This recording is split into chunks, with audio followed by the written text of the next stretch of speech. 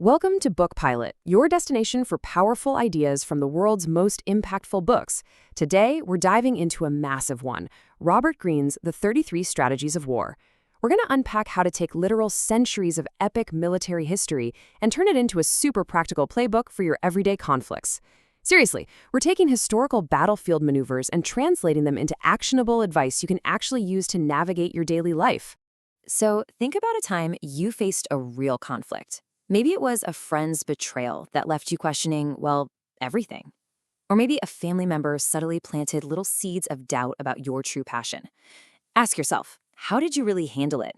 Did you step up and take charge, or did you just kind of grin and bear it? Look, most of us naturally react by just avoiding the issue entirely, right? Pretending it isn't even there.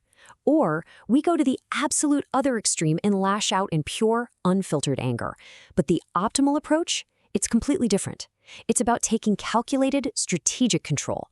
Because with the right prep, you can actually steer these conflicts right toward the outcomes you want. Here is our audio summary roadmap.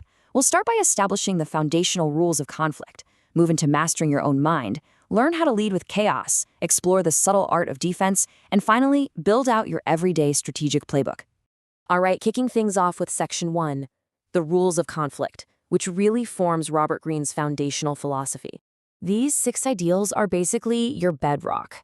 They teach us to see reality exactly as it is without letting our messy emotions cloud the picture, and to judge people strictly by their consistent actions, not just their empty promises. You've got to depend on your own arms, meaning rely on your own actual skills. And this is absolutely crucial. Always worship Athena's calculated wisdom over Ares' impulsive brute force chaos. The goal here is to elevate yourself above the petty squabbles and view every single challenge as a chance to spiritualize your warfare and strengthen your character. Moving right along to Section 2, Mastering the Mind. This is all about the art of self-directed warfare. Before anything else, you have to clearly identify your enemy to unite your energy. It creates incredible clarity. Think about the Greek mercenary Xenophon.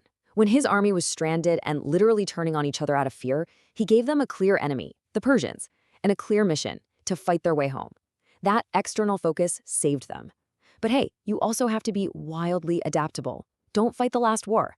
The legendary samurai Musashi thrived precisely because he kept his tactics fluid, forcing his opponents to react to him.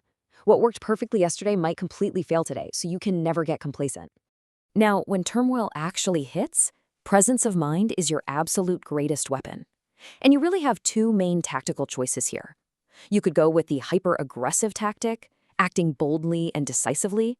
It's like British Admiral Lord Nelson, who literally ignored a retreat signal during the chaotic Battle of Copenhagen just to take victorious action.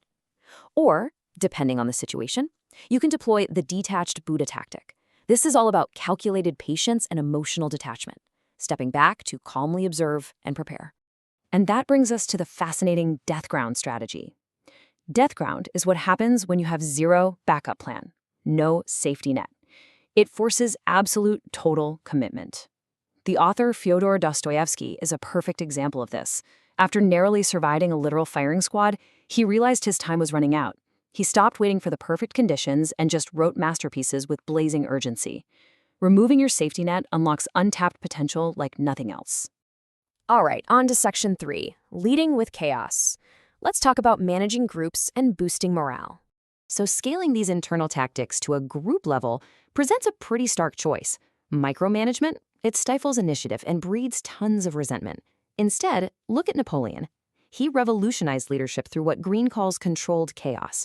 He divided his army into semi-autonomous units, giving his trusted generals the freedom to adapt on the fly while staying completely aligned with his big-picture vision.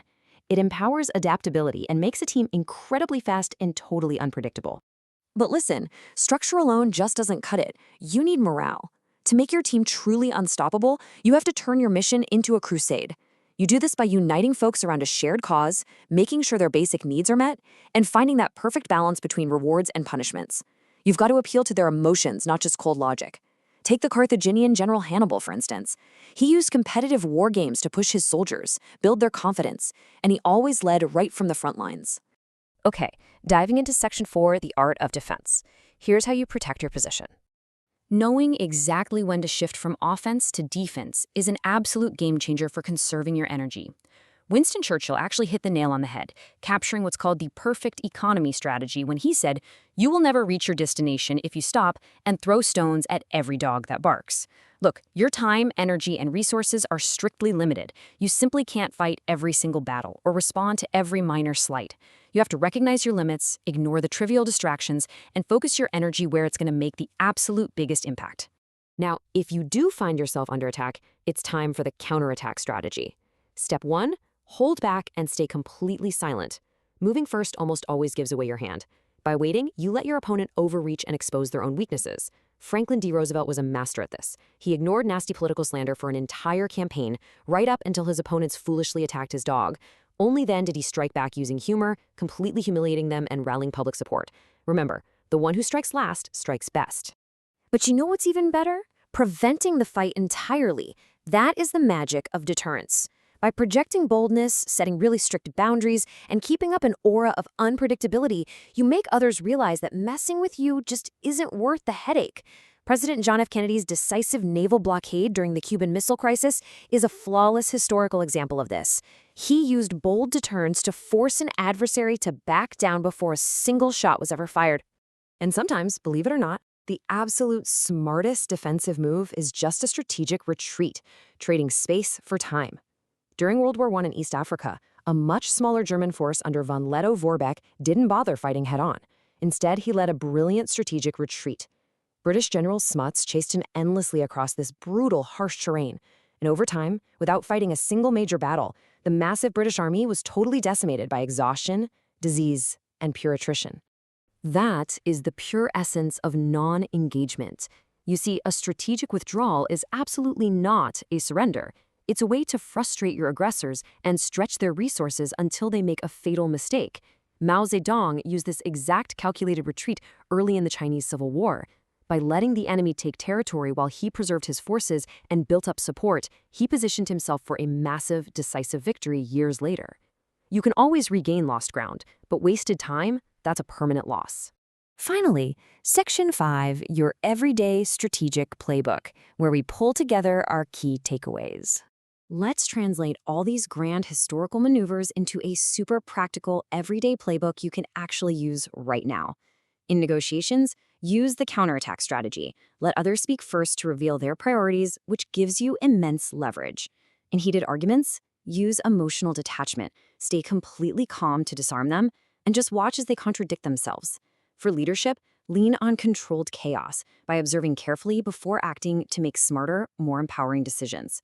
And to protect your reputation, use deterrence by setting incredibly clear boundaries. Applying these historical strategies gives you a massive practical advantage today. To wrap up our audio summary, I want to leave you with this final thought. We all face conflicts, but blindly reacting doesn't help anyone. So ask yourself, what is the one battle in your life right now that desperately needs a strategist's eye? Where do you need to stop throwing stones at barking dogs and start looking at the bigger picture? Take these lessons, apply them, and turn your next conflict into your greatest victory. And hey, if you enjoyed this audiobook summary and want to discover more powerful ideas from great books, subscribe to BookPilot and stay tuned for more.